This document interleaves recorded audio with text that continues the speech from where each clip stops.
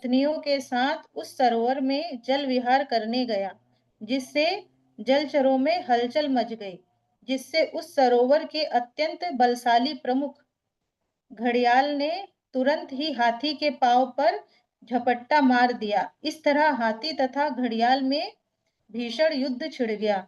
यह युद्ध 1000 वर्षों तक चलता रहा। उनके बीच जो ये युद्ध था 1000 वर्षों तक।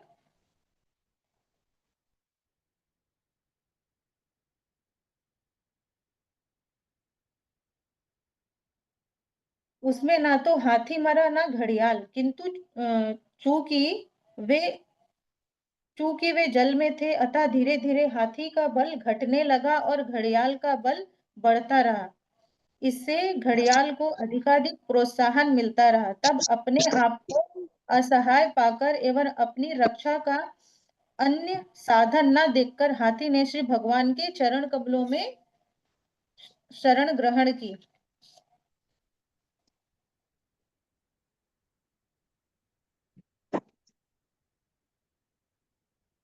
जो पर्वत था, वो पर्वत की लंबाई चौड़ाई सामान 80,000 मील है। इसकी 3 प्रमुख चोटियां जो लोहे चांदी सोने की बनी है, सारे दिशाओं एवं आकार को सुंदर बनाती है। पर्वत में अन्य चोटियां भी हैं जो रत्नों तथा खनिजों से पूर्ण है और सुंदर वृक्षों लताओं एवं झाड़ियों से अलंकृत है। पर्वत के झरनों से जो ध्वनि उत्पन्न होती है वह सुहावनी है। इस प्रकार का पर्वत सभी दिशाओं में सुंदरता को बढ़ाते हुए खड़ा है।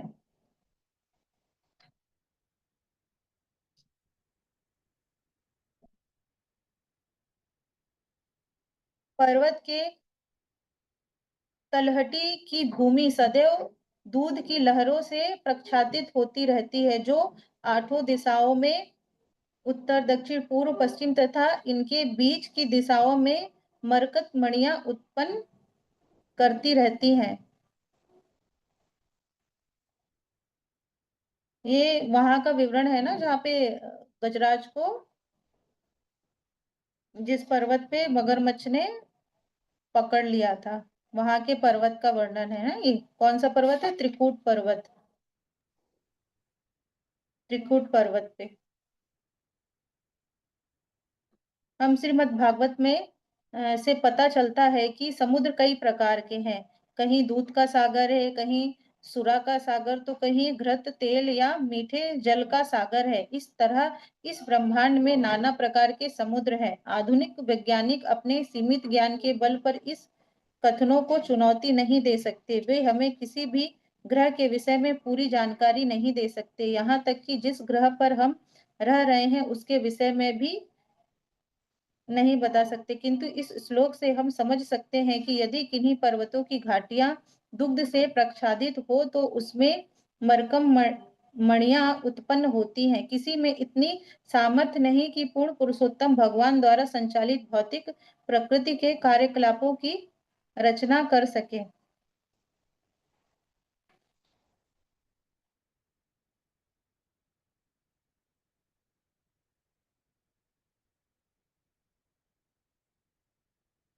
उस उद्यान में एक विशाल सरोवर था जो चमकीले सुनहरे कमल के फूलों से तथा कुमुद गहलार उत्पल एवं सतपत्र फूलों से भरा था, जिनसे पर्वत की सुंदरता में वृद्धि हो रही थी। उस उद्यान में बिल्बी, कपित, जस्मी और विभिन्न प्रकार के वृक्ष फूल सभी थे।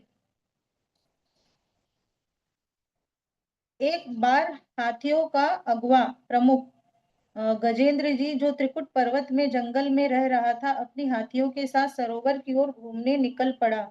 उसने अनेक पौधों लताओं तथा गुल्मों को उनके चुभने वाले कांटों की परवाह ना करते हुए रौंद डाला।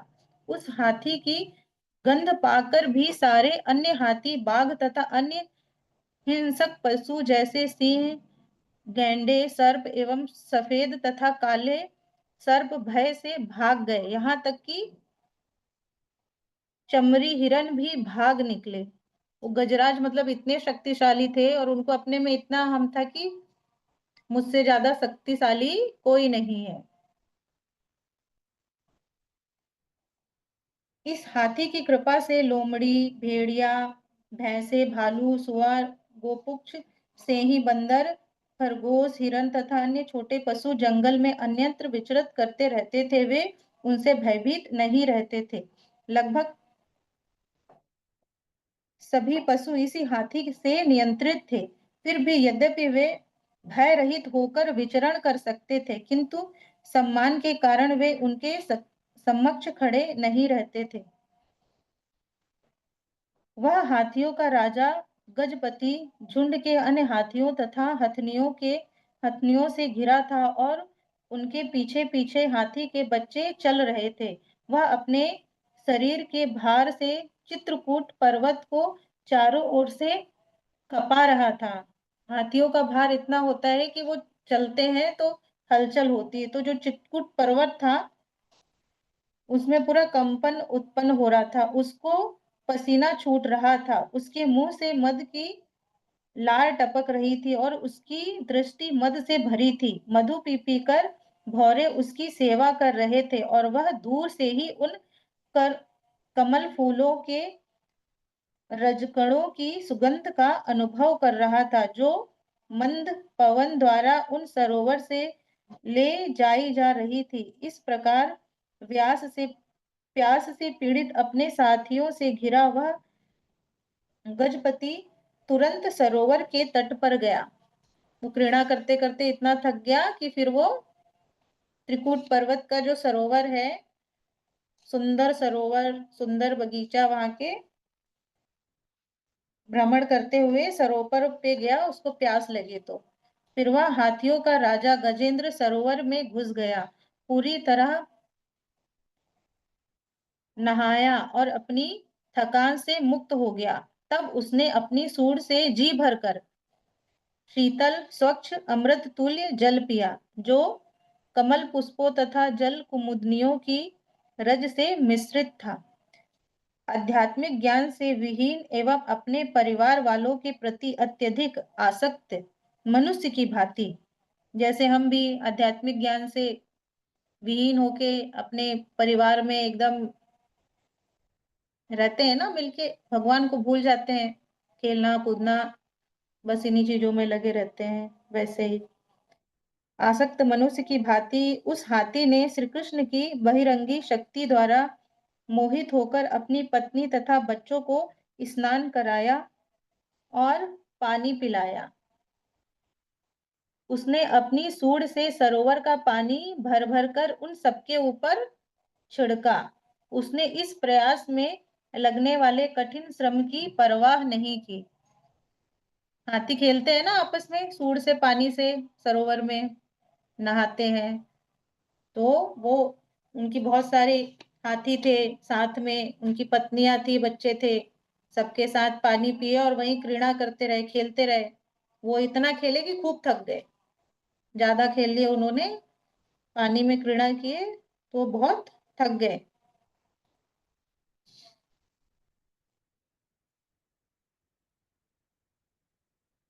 हे राजन, विधाता के लेखे से एक बलिष्ठ घड़ियाल ने, जो हाथी पर क्रुद्ध था, वो इतनी हलचल कर रहे थे वो लोग, जो जल के प्राणी थे सब घबरा रहे थे, तो उसमें से एक जो घड़ियाल था बहुत क्रुद्ध था, उनका जो जलचर थे ना उनमें से जो उनका हेड था घड़ियाल, जल के भीतर से ही हाथी के पैर पर आक्रमण कर दिया। हाथी निश्चय ही बलवान था और उसने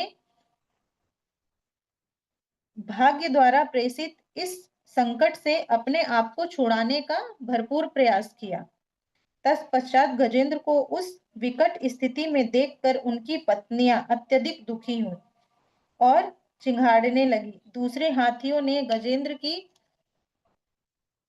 सहायता करनी चाहिए, किंतु घड़ियाल की विपुल शक्ति के कारण वे उसे पीछे से पकड़कर उसको नहीं बचा सके। जब गजेंद्र पे संकट आया, मगरमच्छ ने पकड़ लिया, पत्नी ने कोशिश की, साथियों ने कोशिश की, लेकिन कोई उनकी रक्षा नहीं कर पाए, कोई नहीं बचा पाया उनको।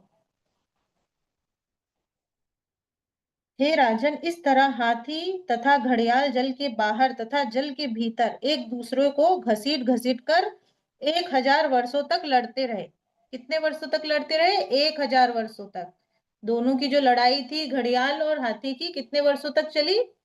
1000 वर्षों तक।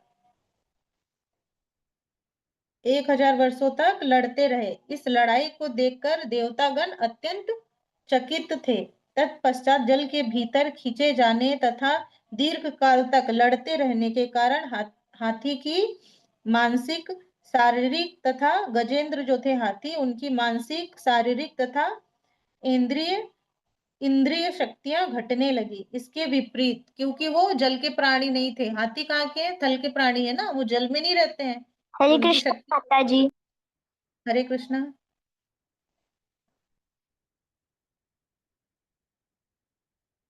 उसकी शारीरिक शक्ति तथा इंद्रिय शक्ति बढ़ती रही। किसकी? घड़ियाल की। हाथी की शक्ति कम होने लगी और घड़ियाल की बढ़ने लगी, क्योंकि वो तो जल का ही प्राणी है ना। अब वो जल में लड़ रहा है हाथी से, तो उसको कुछ फर्क नहीं पड़ रहा, क्योंकि वो तो जल में ही रहता है।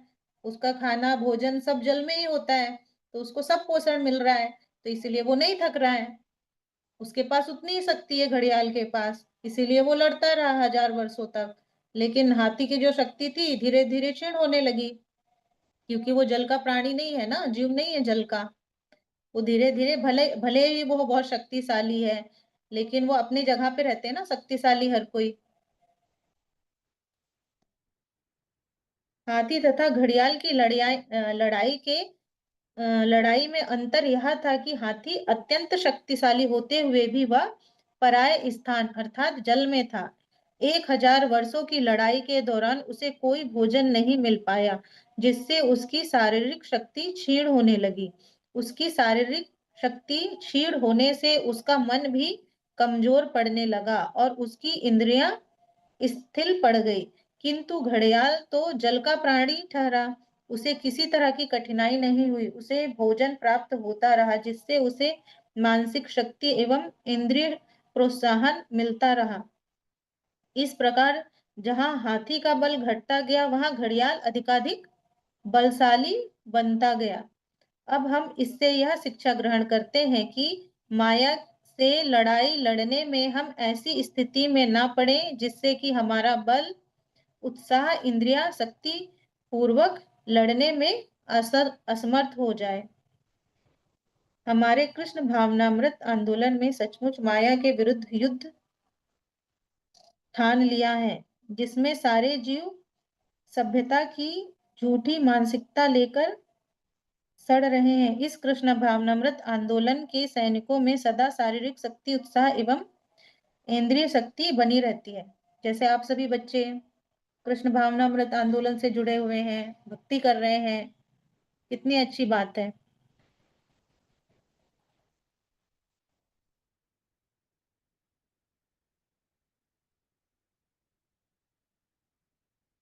जब गजेंद्र ने देखा कि वह देव की इच्छा से घड़ियाल के चंगुल में फंसा हुआ है और बंधन में फंसकर परिस्थितिवश असहाय है एवं अपने आप को संकट में से नहीं उबार सकता, तो वह मारे जाने से अत्यंत भयभीत उठा। फलस्वरूप उसने बहुत समय तक विचार किया और अंतोगत्वा वह इस निर्णय पर पहुंचा,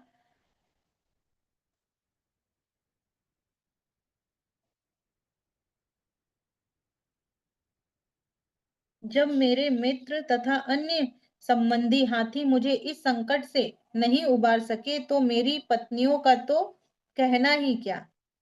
वे कुछ नहीं कर सकती। यह विधाता की इच्छा थी कि इस घड़ियाल ने मुझ पर आक्रमण किया है। अतएव मैं उन पूर्ण पुरुषोत्तम भगवान की शरण में जाता हूँ, जो हर एक को, यहाँ तक कि महापुरुषों को भी सदैव आश्रय प्रदान करते हैं।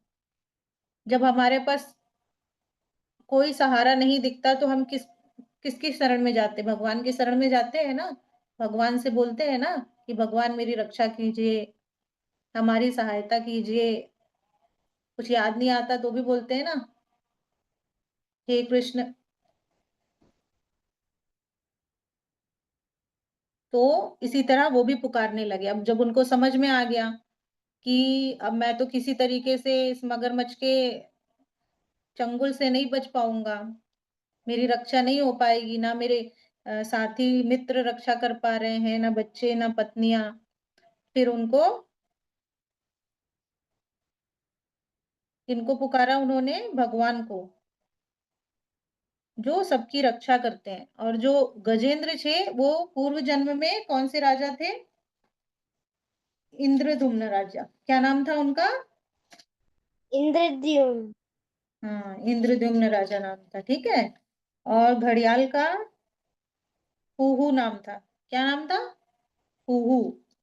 ठीक है। तो जब वो इंद्रदुम्न राजा थे, तो उस समय उन्होंने बहुत तपस्या की थी, है ना?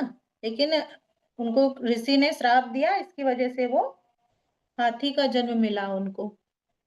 ठीक है। तो उस समय उन्होंने जो प्रार्थना श्लोक बोला करते थे भगवान को प्रसन्न करने के लिए, तो उनकी भगवान की कृपा से उनको ये श्लोक याद था।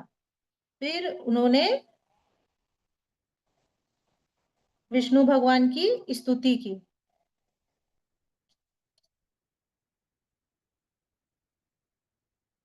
स्तुति की उन्होंने भगवान की। उन्होंने बोला, जो सभी जीवों को समभाव से देखते हैं, जो सबके मित्रवत हैं, तथा जो जंगल में ब्रह्मचर्य वन संन्यास व्रत का बिना त्रुटि के अभ्यास करते हैं, ऐसे मुक्त मुनिगण पूर्व पुरुषोत्तम भगवान के सर्व कल्याणप्रद चरण कमलों का दर्शन पाने के इच्छुक रहते हैं, वही पूर्ण पुरुषोत्तम भगवान मेरे गंतव्य हो।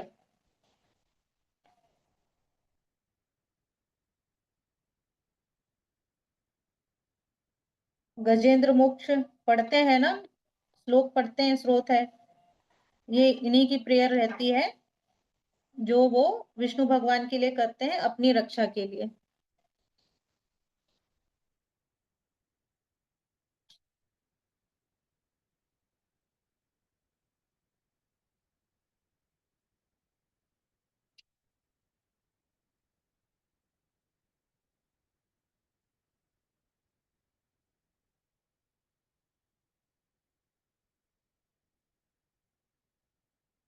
वो प्रार्थना करते हैं, फिर उसके बाद भगवान उनकी प्रार्थना से प्रसन्न होकर, पहले तो वो देवी देवताओं से प्रार्थना करते हैं, लेकिन वो देवी देवताओं से प्रार्थना करते हैं तो वो नहीं सुनते हैं। फिर उसके बाद वो भगवान से प्रार्थना करते हैं, भगवान को बोलते हैं, विष्णु भगवान को प्रेयर करते हैं, पूरी प्रार्थना करते हैं पूरे हृदय से। तो भगवान उनको संकट में देखकर, उनकी प्रार्थना को सुनकर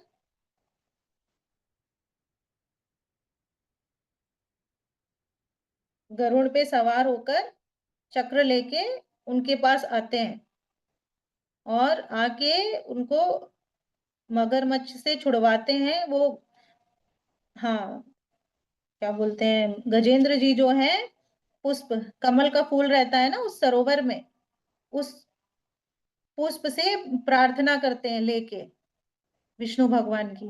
फिर विष्णु भगवान उनकी प्रार्थना से प्रसन्न होकर गरुड़ देव पे सवार होके उनके पास आते हैं, उनको ऊपर उठाते हैं, गले से लगाते हैं, और उनके साथ साथ वो मगरमच्छ उनके पैरों में जकड़ा रहता है, उनको वो ऊपर आ जाता है। फिर उस चक्र से विष्णु भगवान अपने चक्र से मगरमच्छ का सर उनके धड़ से अलग कर देते हैं।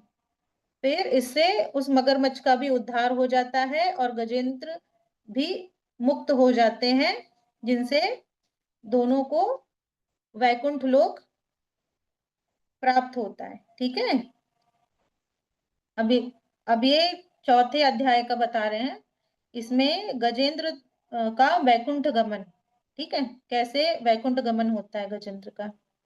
इस चौथे अध्याय में गजेंद्र तथा घड़ियाल में पूर्व जन्मों का वृतांत दिया गया है, जिसमें बताया गया है कि किस तरह घड़ियाल गंधर्व और गजेंद्र पूर्व पुरुषोत्तम भगवान का पार्षद बना। घड़ियाल क्या बन जाते हैं वैकुंठ लोक में जाके? गंधर्व। ठीक है, वो गंधर्व बनते हैं और गजेंद्र पार्षद बन जाते हैं विष्णु भगवान के। हरे कृष्णा माता जी। हाँ, हरे कृष्णा बेटा। माता जी, इस लीला से ही गजेंद्र कुंड प्रकट हुआ था ना? गजेंद्र कुंड? जी माता जी। पढ़ना पड़ेगा बेटा, मुझे अभी इसका नहीं पता है गजेंद्र कुंड का।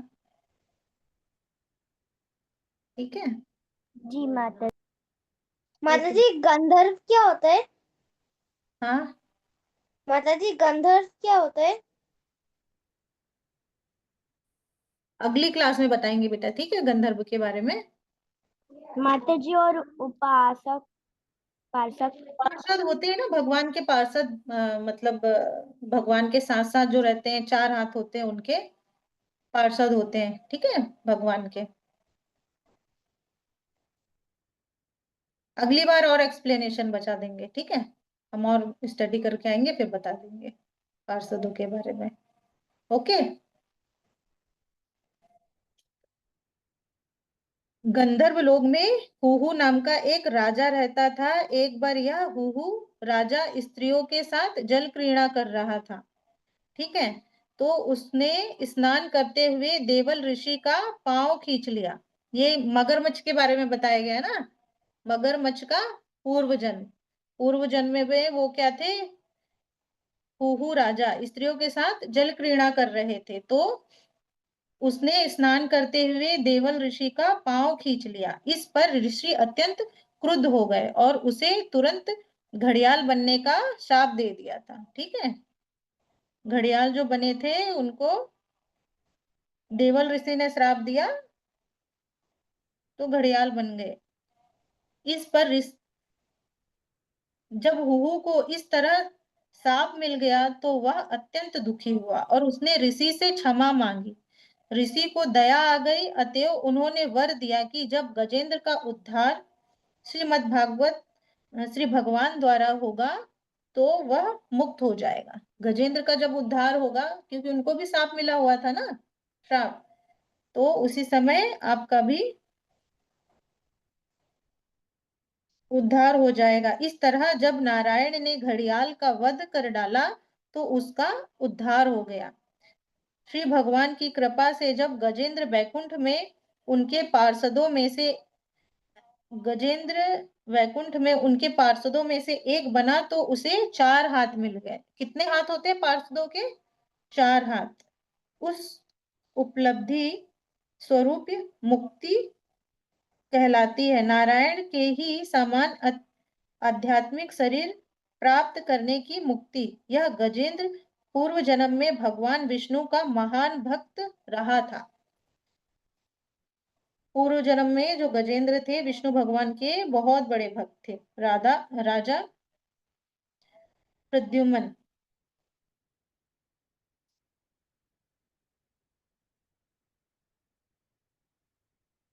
उनका नाम, सॉरी, इंद्रदुम्न था, सॉरी सॉरी, उनका नाम इंद्रदुम्न था, गजेंद्र का इंद्रदुम्न था, और वह तमिल देश का राजा था। वैदिक सिद्धांतों का पालन करते हुए इस राजा ने गृहस्थ जीवन त्याग दिया और वह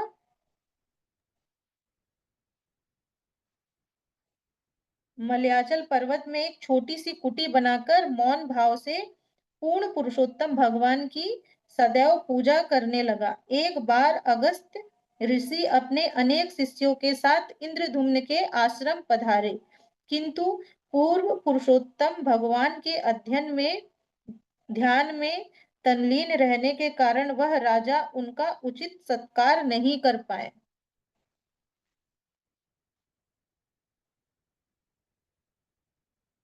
अतएव ऋषि अत्यंत क्रुद्ध हो गए और उन्होंने राजा को मंद बुद्धि वाला हाथी बनने का शाप दे दिया था। इस श्राप के अनुसार राजा ने हाथी के रूप में जन्म लिया और वह अपने पूर्व कृत सारे भक्ति कार्यों को भूल गया था। जब गजेंद्र के रूप में जन्म हुआ उनका, तो वो पुराने हाँ, सब भक्ति कार्य भूल गए थे। माता जी, पूर्णकृत का अर्थ क्या होता है?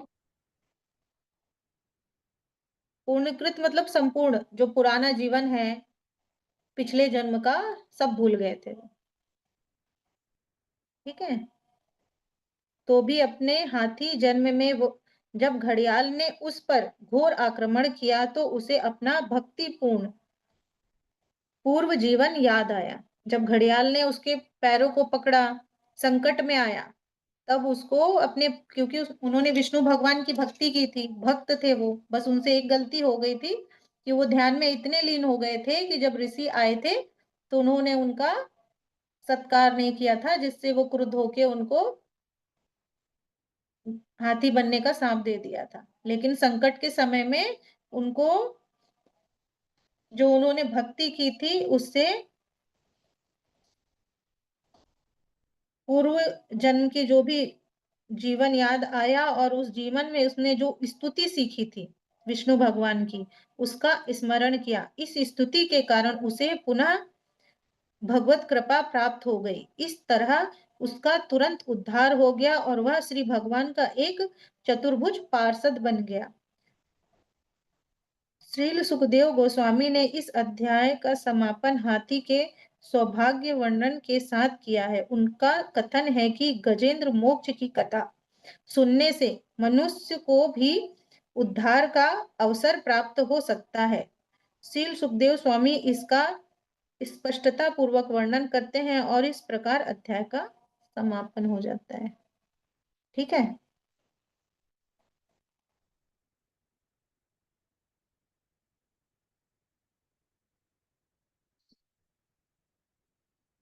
पूछना है कुछ स्टोरी से आप लोग को?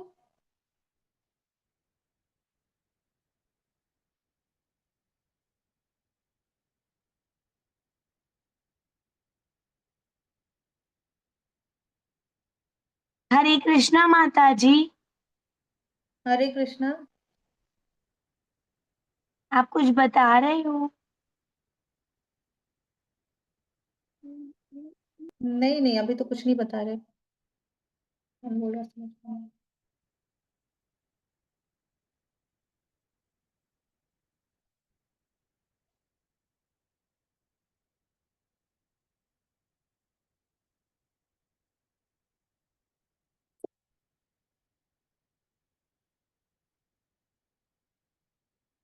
किसी को कुछ पूछना है बच्चों में से?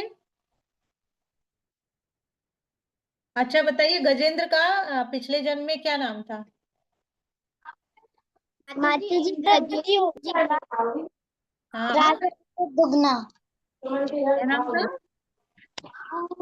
राजा इंद्रदुम्न। दुगना। हाँ, वेरी गुड। माता जी मैं बताऊं? राजा इंद्रगुप्त। इंद्रगुप्त नहीं, इंद्रदुम्न। इंद्रदुम्न। बोलो राजा इंद्रदुम्न। राजा इंद्रदुम्न। राजा इंद्रदुम्न। इंद्रदुम्न, ठीक है। इंद्रदुम्न। और जो घड़ियाल था, घड़ियाल का पूर्व जन्म में क्या नाम था? माता जी राजा राजा कुहू। राजा हाँ, कुहू। राजा कुहू। राजा गजेंद्र का नाम था पूर्व जन्म में, ठीक है। वो बहुत बड़े विष्णु भगवान के भक्त थे। माता और जी राजा इंद्रदुम्न। हाँ,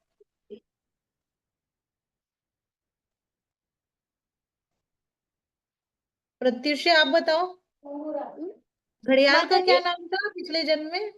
कुहू। क्या नाम था? राजा कुहू। कुहू। कुहू नहीं, हुहू। राजा हुहू। हुहू। हुहू, ठीक है। राजा हुहू। राजा हाँ, हुहू नाम था, ठीक है। घड़ियाल का पूर्व जन्म का नाम था राजा हुहू थे, ठीक है। हुहू। और गजेंद्र का नाम था राजा, राजा इंद्रदुम्न। हाँ, राजा इंद्रदुम्न। हाँ, इंद्रदुम्न। इंद्रद्युम्न। उनके बीच में हाथी और मगरमच्छ के बीच में लड़ाई कितने दिनों तक चली थी? 1000 वर्ष। हाँ, 1000 years। 1000 years। 1000 साल। 1000 साल। 1000 साल तक 1000 चली थी वर्ष। ना। 1000 साल।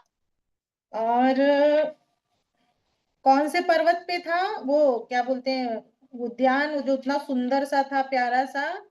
त्रिकूट। त्रिकूट। त्रिकोण पर्वत। त्रिकुट त्रिकुट त्रिकुट पर्वत। Very good. त्रिकुट पर्वत। त्रिकुट पर्वत पे था ना। त्रिकुट पर्वत। त्रिकुट पर्वत पर था। और उद्यान का क्या नाम था? क्या माता जी? माता जी उद्यान, क्या? उद्यान, बाग, गार्डन। अपन बोलेंगे गार्डन। क्या नाम था? बहुत सुंदर, मतलब अद्भुत गार्डन था वो ये जो क्या बोलते हैं, त्रिकूट पर्वत है ना, बहुत ही भव्य, ऊंचा, चौड़ा, लंबा, सब जगह से वो 80,000 फीट ऊंचा, लंबा, ठीक है, विशाल था। उसमें बहुत सुंदर उद्यान थे, बहुत सुंदर सुंदर फूल, वृक्ष, है ना, जीव जंतु सब, हीरे जवाहरात, इवन जो जल में नीचे अपने जैसे रेत होता है ना, नदियों में रेत दिखता है, तो उसमें ऐसे मोतियां दिखते हैं, सुंदर सुंदर। तो उस उद्यान का नाम था सुरमय उद्यान। कौन सा उद्यान था? सुरमय सुर- उद्यान। सुरमय उद्यान। सुरमय उद्यान। उद्यान। हाँ।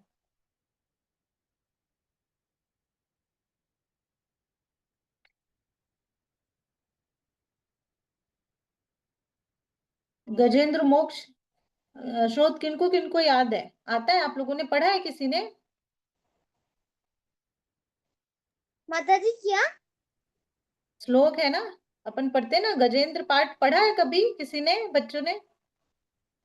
नहीं माता जी। नहीं नहीं। पता?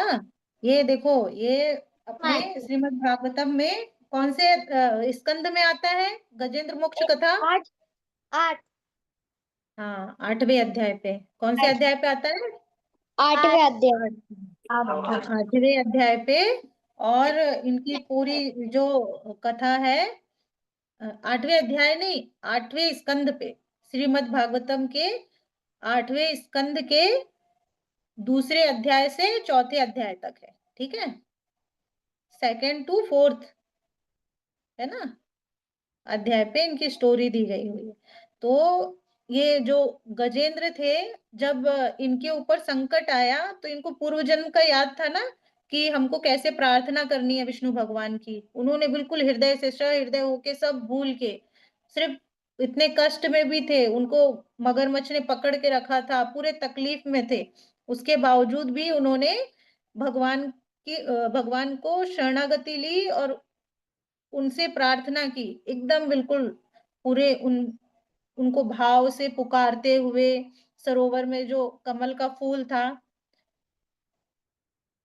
भगवान को अर्पित करते हुए, मन से उनको बहुत प्रार्थना की, दिल से भगवान के बारे में स्तुति करते हुए, जिससे भगवान खुश होके उनके पास आके और उनकी रक्षा करते हैं।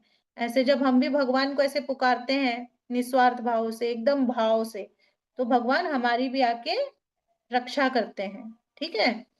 तो जो श्लोक उन्होंने बोला था भगवान को प्रसन्न करने के लिए, उसकी एक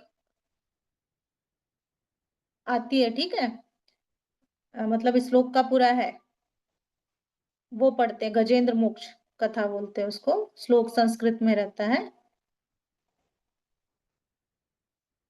प्रेयर करते हैं।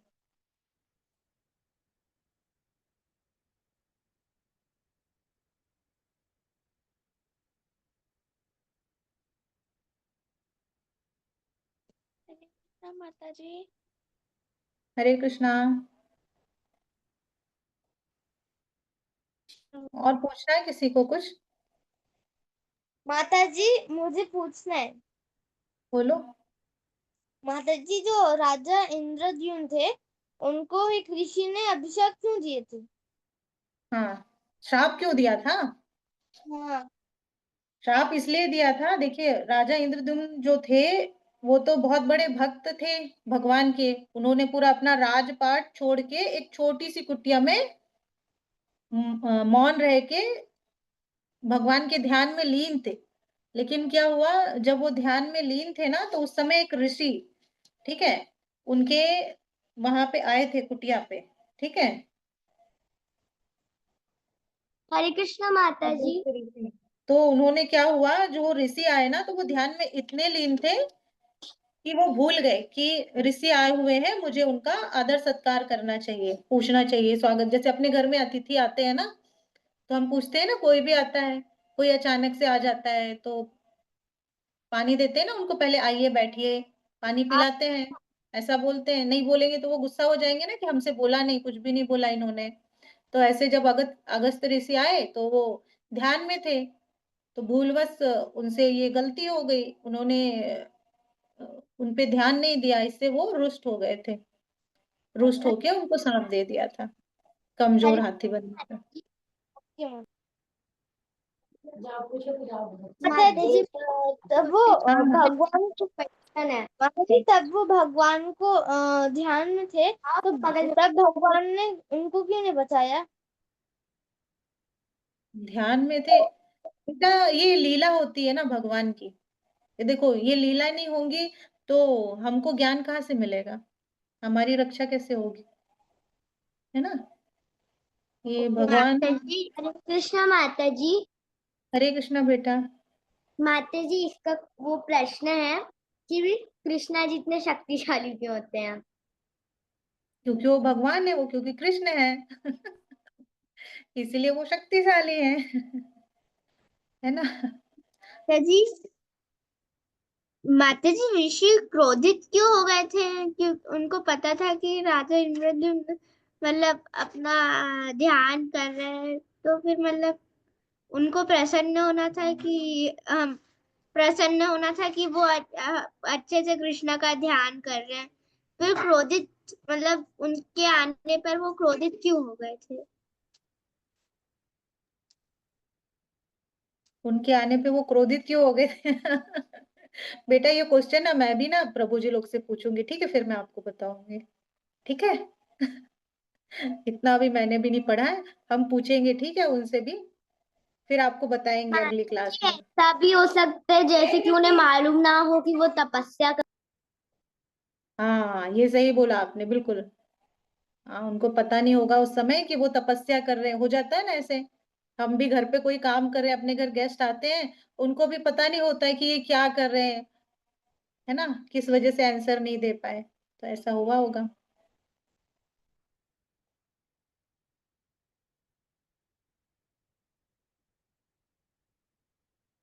और कुछ पूछना है किसी को? हो गया, चलिए, थैंक यू आप हरे सभी कृष्णा को माता जी। कथा सुनने के लिए। हरे कृष्णा। हरे कृष्णा माता जी। हरे हरे कृष्णा। कृष्णा माता जी, मैं माता जी मैं कह रही थी, जो जो चिरंजीवी रहते हैं, मैंने सुना है कि 17 है।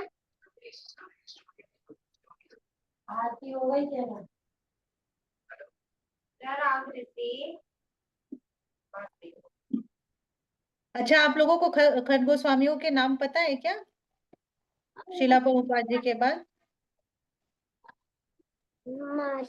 माता जी कुछ कुछ याद है। कुछ कुछ याद है, बताइए ना। माता जी, मुझे भी कुछ कुछ याद है। याद है क्या? एक माता मिनट जी, रुको, बताती माता जी खडगोस्वामी स्वामी सब वही जिन्होंने बाकी बिहारी जैसे विग्रह स्थापना की है।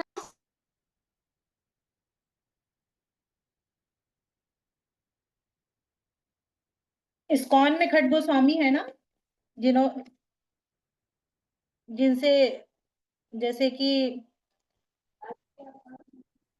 शिला प्रभुपाद जी के गुरु माता महाराज जी, जी हैं, ऐसे पहले जो है ना खड गोस्वामी होते हैं ना अपने इस्कॉन टेम्पल पे, आपने देखा होगा ना अभी माता जी अपन एक ही कोलार वाले टेम्पल माता जी पे भी। जैसे रूप गोस्वामी। माता जी हाँ। एक ही भक्ति सिद्धांत सरस्वती ठाकुर स्वामी। अच्छा, 6 गोस्वामी है ना, जिसमें माता से, जी, हाँ माता जी रूप गोस्वामी है ना उनमें से। हाँ, माता जी रूप असली गोस्वामी है ना। रश्मि का शादी। मैं, हाँ मैं एक लाइन से बताऊं गोस्वामी के नाम, ठीक है। श्रील रूप गोस्वामी, सनातन गोस्वामी, भट्ट रघुनाथ गोस्वामी, श्री जीव गोस्वामी, गोपाल भट्ट गोस्वामी और दास रघुनाथ गोस्वामी। ये लिख लीजिए आप लोग, याद रखिएगा, है ना, फिर अगली क्लास में पूछेंगे आपसे।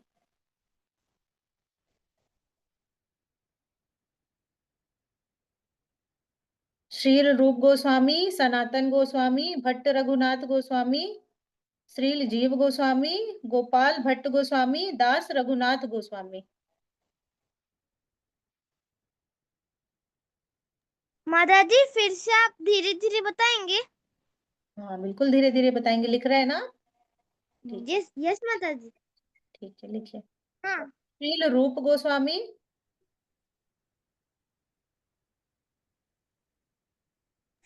हरे कृष्णा, जी, आपने मैंने क्या चैट किया? बॉक्स में भी लिख दिया है गोस्वामी इसके नाम।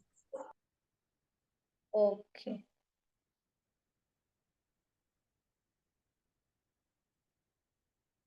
हरे कृष्णा बच्चों, माता जी ने लिखा है ना चैट बॉक्स पे गोस्वामी के नाम, ठीक है? माता जी ये वाले गोस्वामी, हाँ लिखा है ना। माता जी वाले तो मुझे मालूम है। हाँ, बस यही याद करने अपन को। रूप गोस्वामी, सनातन माता जी गोस्वामी, रूप Goswami, Sanatan Goswami, Raghunath Bhatt Goswami, Jiva Goswami, Gopal Bhatt Goswami and Raghunath Das Goswami. Very good.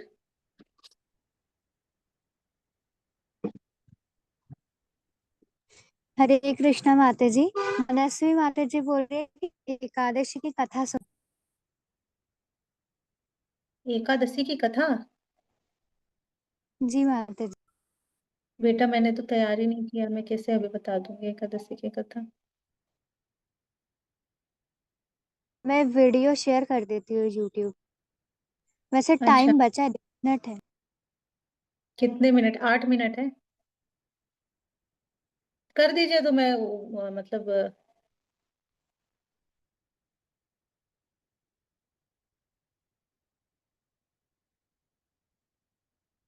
किनको किनको याद हो गया गोस्वामी के नाम? अच्छा भी लिख रहे हैं, चलो।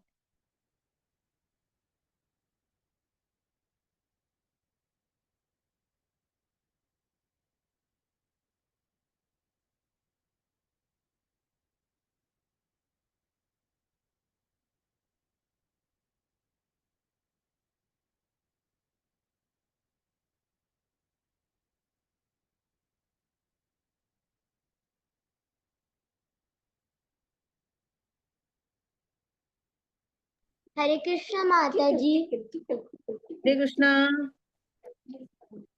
एक मिनट, वीडियो कहाँ चला गया?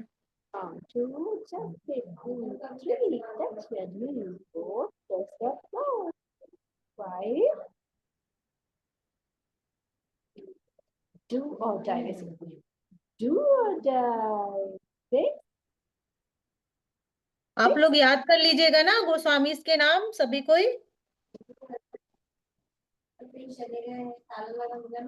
ये क्या नोच लिया होगा तुमने ऐसे? पागल है, क्रीम लगा दी बस। आज क्या है बताइए, आज कौन सी एकादशी है? आज एकादशी है ना? माता जी मोहिनी मोहिनी एकादशी। हाँ, आज है मोहिनी एकादशी, ठीक है? तो ये मोहिनी मोहिनी एकादशी। मोहिनी एकादशी के ऊपर हम छोटा सा वीडियो सुनेंगे ना।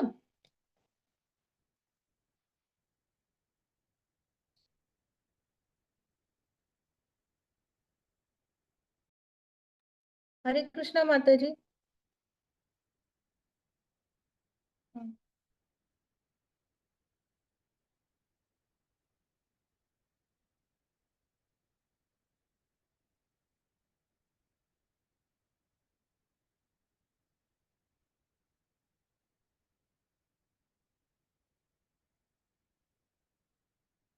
माता जी वॉइस नहीं आ रही। आएगी बेटा, 2 मिनट ना, सेटिंग सुना कर रहे है। हैं बाकी।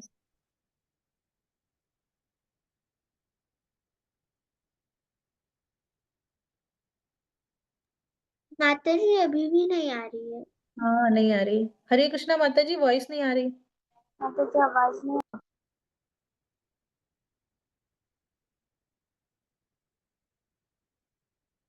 आध्यात्मिक दृष्टि से कल्याणकारी है, बल्कि यह शरीर, मन और आत्मा की शुद्धि का भी माध्यम है। हरे कृष्णा। आज हम उस पावन तिथि की कथा का श्रवण करने जा रहे हैं जो स्वयं भगवान विष्णु को बहुत प्रिय है, एकादशी व्रत। हमारे सनातन धर्म में एकादशी व्रत को श्रेष्ठतम व्रत कहा गया है। ये व्रत न केवल आध्यात्मिक दृष्टि से कल्याणकारी है, बल्कि यह शरीर, मन और आत्मा की शुद्धि का भी माध्यम है। पुराणों में कहा गया है, जो व्यक्ति श्रद्धा और नियम पूर्वक एकादशी के व्रत का पालन करता है, वो समस्त पापों से मुक्त होकर भगवान विष्णु के परम धाम को प्राप्त करता है। आधुनिक विज्ञान भी कहता है कि एकादशी के दिन उपवास करने से शरीर में सकारात्मक ऊर्जा का संचार होता है, पाचन तंत्र विश्राम पाता है और मानसिक शांति मिलती है। आइए हम उस विशिष्ट एकादशी की कथा सुने जिसे मोहिनी एकादशी कहते हैं। एक बार धर्मराज युधिष्ठिर ने भगवान श्री कृष्ण से पूछा, हे जनार्दन, वैशाख मास के शुक्ल पक्ष में जो एकादशी आती है उसका नाम क्या है, उसकी विधि और महत्व की कथा बताएं। भगवान श्री कृष्ण कहते हैं, हे राजन, इस एकादशी का नाम है मोहिनी एकादशी। ये व्रत समस्त पापों का नाश करने वाला और मोक्ष प्रदान करने वाला है। इसकी महिमा अपार है। सुनो इसकी पवित्र कथा। बहुत पहले भद्रावती नाम की एक नगरी थी। राजा धृतिमान राज्य करते थे। वह चंद्रवंश में उत्पन्न एक धर्मात्मा राजा थे।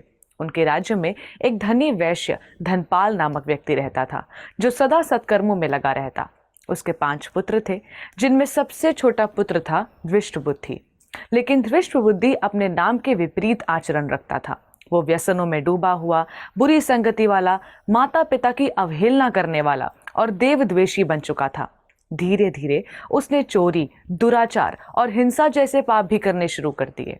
आखिरकार उसके पापों से तंग आकर उसके पिता ने उसे घर से निकाल दिया। वो जंगलों में भटकता रहता, भूखा प्यासा, दुर्बल और दुखी। एक दिन वो महर्षि कौंडिन्य के आश्रम पहुंचा। उसकी दीन दशा देखकर ऋषि ने करुणा पूर्वक पूछा, वत्स, तुम कौन हो और इतनी दयनीय दशा में क्यों हो? धृष्टबुद्धि ने सारी आप बीती सुनाई। तब ऋषि बोले, वत्स, तुम्हारे पाप बहुत बड़े हैं, लेकिन यदि तुम वैशाख शुक्ल एकादशी यानी मोहिनी एकादशी का व्रत नियम पूर्वक करोगे तो निश्चित ही तुम सब पापों से मुक्त हो जाओगे। धृष्टबुद्धि ने वैसा ही किया। उसने स्नान किया, दिन भर उपवास रखा, भगवान विष्णु का पूजन और ध्यान किया और रात्रि में जागरण भी किया। उस व्रत के प्रभाव से उसके सारे पाप नष्ट हो गए। कुछ समय पश्चात वो मृत्यु को प्राप्त हुआ और भगवान विष्णु के नित्य धाम वैकुंठ को चला गया। चलिए एक और महत्वपूर्ण प्रश्न पर चर्चा करते हैं कि इस एकादशी का नाम मोहिनी कैसे पड़ा। भगवान श्री कृष्ण ने युधिष्ठिर को बताया कि जब समुद्र मंथन हुआ था और देवताओं व असुरों में अमृत को लेकर संघर्ष हुआ, तब भगवान विष्णु ने मोहिनी रूप धारण कर असुरों को मोहित कर दिया और अमृत देवताओं को प्रदान किया।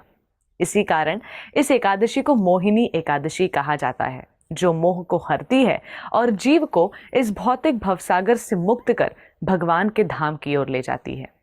हमारे शास्त्र हमें बताते हैं कि एकादशी का पालन करने से व्यक्ति को करोड़ों तीर्थों का फल मिलता है, समस्त पापों से मुक्ति मिलती है, आत्मा को शांति मिलती है और अंत में परम पद यानी विष्णु लोक की प्राप्ति होती है। इतना ही नहीं, जो श्रद्धा और भक्ति से मोहिनी एकादशी की एक कथा मात्र सुन लेता है, उसके भी सारे संकट मिट जाते हैं, उसके जीवन में प्रकाश आता है और वो परम भगवान श्री कृष्ण की कृपा का पात्र बन जाता है। आप सभी को मोहिनी एकादशी की हार्दिक शुभकामनाएं। धन्यवाद। हरे कृष्णा। ऐसे ही और भक्तिमय कार्यक्रमों के लिए देखिए हरे कृष्णा टेलीविजन और इसे प्राप्त। हरि बोल माता जी। हरे कृष्णा माता जी। हरे कृष्णा माता जी। आप सबने सुना, हरे बोल। स्टोरी सुनी? हरे कृष्णा माता जी, प्रणाम। हरे ठीक कृष्णा। है, किसी को कुछ माता जी से स्टोरी पूछना है? सुनी ना सभी ने? यस Yes, माता जी, मोहिनी एकादशी के बारे में। बहुत अच्छी थी माता जी, अति सुंदर। माता जी बहुत अच्छी थी।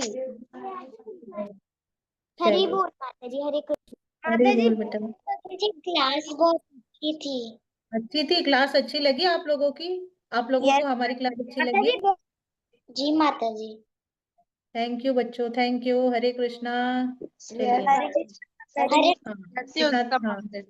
हाँ, चलिए थैंक यू। हरे कृष्णा। कुछ कृष्णा गलतियां हो माता गई जी। हो तो उसके लिए हरे कृष्णा माता जी। क्षमा मेरी तरफ से, ठीक हरे है? कृष्णा माता जी। हरे हरे कृष्णा। कृष्णा माता जी। हरि बोल। हरे हरे कृष्णा। कृष्णा। हरे कृष्णा। हरि बोल माता जी। हरे कृष्णा। धन्यवाद प्रणाम। हरे हरे कृष्णा माता जी। धन्यवाद प्रणाम। हरे कृष्णा माता जी। धन्यवाद प्रणाम। हरे कृष्णा माता जी, मैं आपको कुछ दिखाना चाहता हूँ। जी प्रभु जी। माता जी ये हनुमान फिंगर होल्डर। हरि बोल। बहुत सुंदर। थैंक यू माता जी। अच्छा, आपको शिष्टा और आपको शिक्षाष्टकम के वीडियो ऑडियो मिल गया था? यस माता यस जी। माता जी। और वो विभावारे शेषा? यस यस माता माता जी। जी। हाँ, तो आप प्रैक्टिस करें और उसका हो सके तो वीडियो बना के सेंड करें। अगली मुझे शिक्षाष्टकम 1 से 8 बिना देख के याद हो गया। हरी बोल, तो आप एक वीडियो बना के हमें सेंड कर सकते हैं। और सिर्फ एक दो ही बच्चों की वीडियोस आती है, औरों की आती नहीं है, ऐसा क्यों?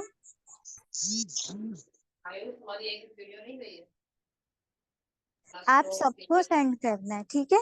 मैंने बोला भी तो आप बोलते हो कि अभी नहीं कहीं कहीं और कर लेंगे। अच्छा याद है उसमें लिखा था कि कोई अपनी पसंद का श्लोक। हाँ,